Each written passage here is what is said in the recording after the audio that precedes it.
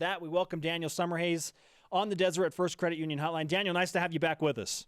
Yeah, great to be on. Thanks for having me. Congratulations on all of your recent success, including playing recently with another former BYU guy, Zach Blair. How often does that happen that you get to actually play in the same group with somebody that went to the same university as you? Yeah, it was really fun playing with Zach this last week. We played last year in the playoffs, a couple rounds together. So it doesn't get to happen that often, but when it does, it's pretty fun. You get some followers out there cheering on Cougar Nation. Daniel, were any putters damaged in that round? No, he kept himself in check. He didn't. No putters broken over the head. Zach's taking a lot of taking a lot of flack for that. He's a good guy. He brought it up to the rules official, right? Yeah, that he plays with so much fire, and it's contagious. He loves the game. He loves competing, and he sometimes those emotions they just run a little high and a little fast, but you can't fault him for his love of the game. What's the most angry you've ever been on a golf course, Daniel? Oh man, I've definitely matured over the years. I've been able to roll with things a little bit better, but I've definitely had my frustrating moments. I'd be lying if I said I hadn't bent a shaft in some fits of anger. But golf can do that to you. But hopefully, I continue to gain perspective and realize that it's just a game and that it's not a life or death situation. Do you think it would be helpful if somebody created like a stress reliever or maybe something you can break instead of breaking like the clubs?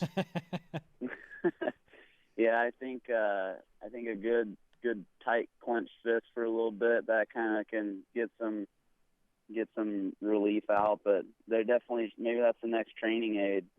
Maybe it's not so much your swing mechanics, but an emotional release training aid. Yeah, dude, that sounds amazing. Dude, that might go viral, man. Dude, if somebody creates something like that, I just want like 3% because the idea came here. We could all split it. Don't sell yourself short. You can get more than that. Yeah, we need to go to Shark Tank right now. Daniel Summerhays with us on the Deseret First Credit Union Hotline. What's a normal week like for you as a PGA professional? Usually Monday turns into a travel day.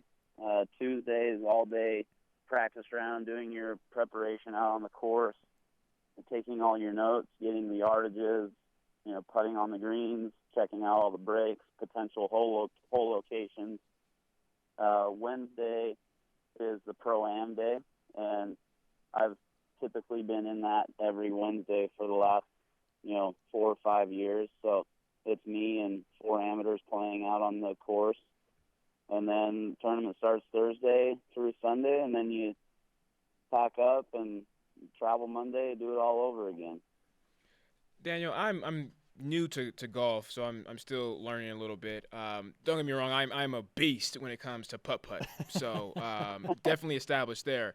But I missed my opportunity to go and golf with Spencer and some of our other coworkers here. Oh, boy. And I heard of a really strange situation where there was an event that happened. And now I'm going to let Spencer take the mic in a second to explain. But I want to get a professional perspective. So an event happened that caused him to underperform. And from underperforming, he just decided, hey, I'm going to give myself a par on this hole because of this situation that happened. Have you ever done something like that because of a weird situation that came up? Unfortunately, we don't get to choose which holes we give ourselves pars on and stuff. So, yeah, I kind of thought the same. I'd like that game, but unfortunately, I don't get to play that one. It was number 17 at Thanksgiving Point, Daniel Summerhays, the par 3. Okay, I know you know it well. The sprinklers turned on inadvertently. And oh, wait, don't forget the wind. And the wind blew. It was windy that day. Huge beads of water in front of the hole, and so my putt came up about a centimeter short. And so I said, you know what? If the sprinklers hadn't come on, that's going in. Can you back me a little bit on this, man? I think that's just the rub of the green. Oh, see, man, I try to tell Spencer that, hey, I can't. like with me playing football, if it snows or it rains and a ball slips through my hands, but the receiver catches it and runs for a touchdown, I can't go, hey, bro, if it wasn't raining, I would have caught that. So, we could take the points Fine, out. I'll change it to a bogey. Okay, Daniel nice. Summerhays has spoken. I'll change it to a bogey. You have 5 top 10 finishes this year on tour. What's been the reason for, I guess, your recent ascension in the PGA ranks and with so much success, especially lately? I kind of just keep getting better year after year. I've moved up the world rankings steadily every year. I continue to improve, make small improvements in my game. I think I go about it the right way and finding what I need to work on and allowing that to develop without some of the other things tapering off. There will be some give and take that way, but I've been on tour now for 6 straight seasons on the PGA Tour. I was 3.5 years on the Nationwide or the Web.com tour. So I've been pro now for 10 years, and I definitely don't feel like it's been an overnight success. I feel like I've steadily improved. My name's kind of getting out there now a little bit more, but I've been around for quite a while, and I just continue to keep doing the same things and improving in small increments.